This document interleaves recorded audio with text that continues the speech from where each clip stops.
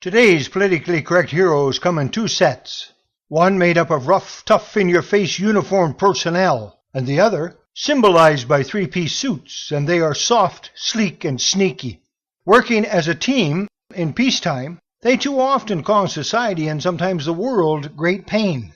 Teamed up in peacetime, they are able to take society where society would never go if voters could express more than just an illiterate X on election days. The rough, tough heroes cripple society by sometimes hurting just one or two. But when you add up all the rough, tough, in-your-face hero casualties that have accumulated by doing the bidding of the soft, sleek, sneaky heroes, it is not hard to see that in a short time, everything that the average person holds near and dear will be destroyed, both here at home and around the world. Casualties for our side will include losing the rest of our reputation as examples of fair democracy, plus any respect we once had worldwide about how we treated humanity. At one time, the rough, tough, in-your-face heroes did their work face to face, but now they can sit in offices or bunkers continents away and impersonally drone the devastation upon a people whom they do not have to watch suffering. Not so much in your face anymore. And sadly, the further they drone their bodies away from the people they bomb and kill and cripple, the further they walk away from the need to decide if this is a moral struggle, to decide if their government is leading them correctly. That is why the elite are so adept at putting rules in place that overburden the poor. They don't have to look at the mess that their decisions provoke, nor live with the consequences. Now, about the soft, slick, sneaky, politically correct heroes, they are masters at smiling down at society and giving society a false sense of security while they slide the knife of crippling policies into everyone's back, except for their kin and kindred spirits, by making them exempt or making exceptions for them. Need an example? Think of Wall Street 2008 or Iraq and its weapons of mass destruction. In neither case did the soft, sleek, sneaky heroes care if the general society would be left to suffer for years and for generations. Almost 4,500 Americans killed in Iraq and nearly 2,500 in Afghanistan during W's war on terrorists, plus over 1 million losing their homes because of greedy decisions made by governments for banks and Wall Street. Protection rules had been put in place during the 30s, but removed by people like President Billy Boy. Let's remember W's face and his statement when he pretended to be a tough yet good leader by saying, "If you are not with us, you're with the terrorists." Well, W, with that statement, we in the world had no choice but to admit being in cahoots with terrorists. After 9/11, I sent a letter to our local paper. Should have sent it to W. In the letter I stated, Canada should not participate in George Bush's war on terrorism. On September 11, 2001, much of the world's dissensions would have been disarmed had President Bush stated, "America now understands the horror of terrorism. As President of the United States, I will sign a bill advocating 5% of our military to clean up and remove weapons of destruction, landmines and unexploded cluster bombs, left by Americans throughout the world that continue to maim and kill innocent people in their homelands long after we have left. Immediately after committing to that cleanup, I will sign a bill dedicating our remaining military force to finding and bringing to justice those responsible for the horror inflicted on our land and on Americans today."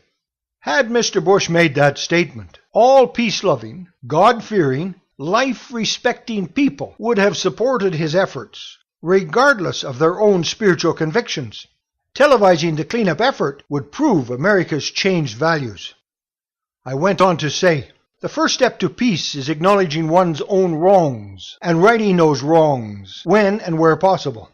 If we acknowledge only our hurts, we ignore both the pain felt by others, plus the fact that that pain is often inflicted by us.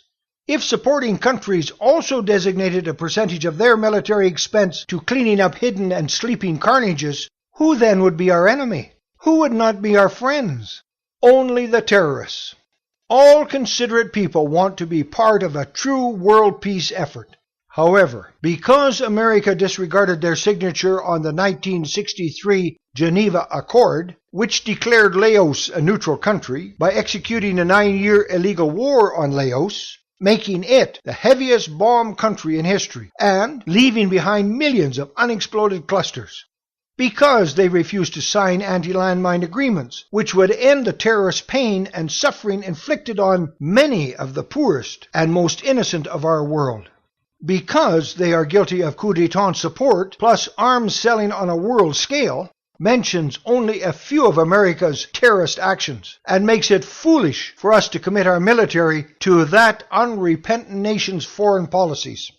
I concluded by saying, Canadians are peacekeepers, and yes, Canada should spend money upgrading its military to ensure peacekeepers can protect themselves when monitoring disagreements.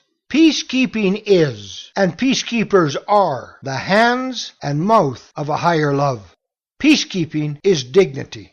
Canada must remain neutral, patrolling against all terrorism, even that of our friends.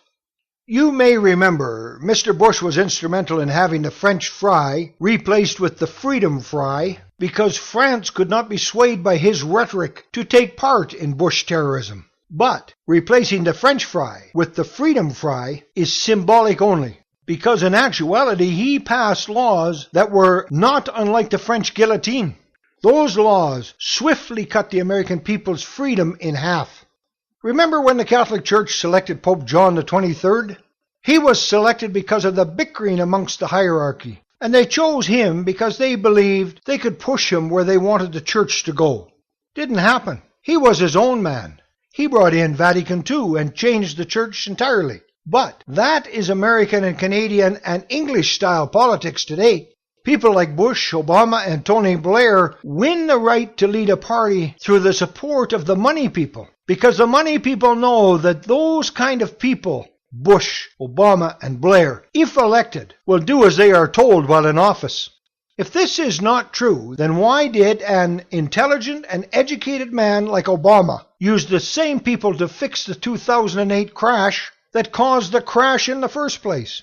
Sadder yet is a Canadian politician being so insecure that he thinks the only way to be famous is by being an American puppet in Ottawa.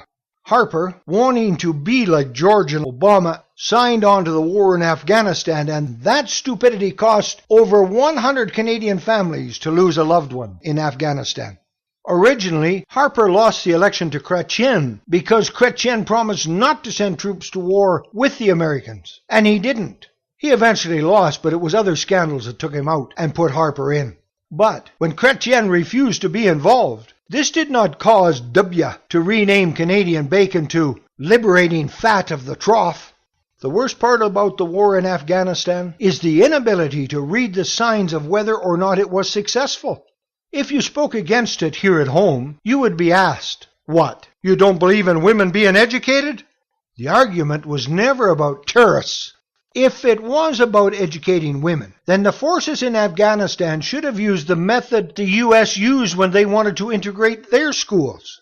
They called in the National Guard, and the Guard escorted and protected the Afro-American children during that transition period. Had Canada followed that method, then we would have a yardstick with which to measure the effort for years and years into the future. Canada was there for 12 years.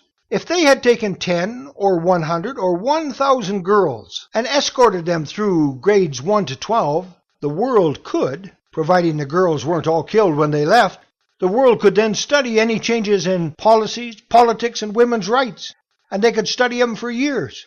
Now all there is chaos returning to Afghanistan, and sorrowful families in Canada and the United States, plus a very big bill. All this thanks to the lies and manipulation of the puppet leaders in our Western world. Democracy and liberty and true humanity, plus the better people who make up the majority of society, needs more true leaders and less papier-mâché puppets that are created, crafted, and controlled by the selfish section of society that monitors, manipulates, and metes out the money. Make a change. End our serfdom. Demand your voice be heard. Change to the Barnes theory of voting with its value vote ballots. Only the elite think it is wrong for you, and you, and you, and you to have a voice. Demand that you have one. Thank you for listening. Have yourselves a great day. Bill Barnes, developer of the Barnes theory of voting and designer of the Value Vote ballot. Let's work together and restore democracy.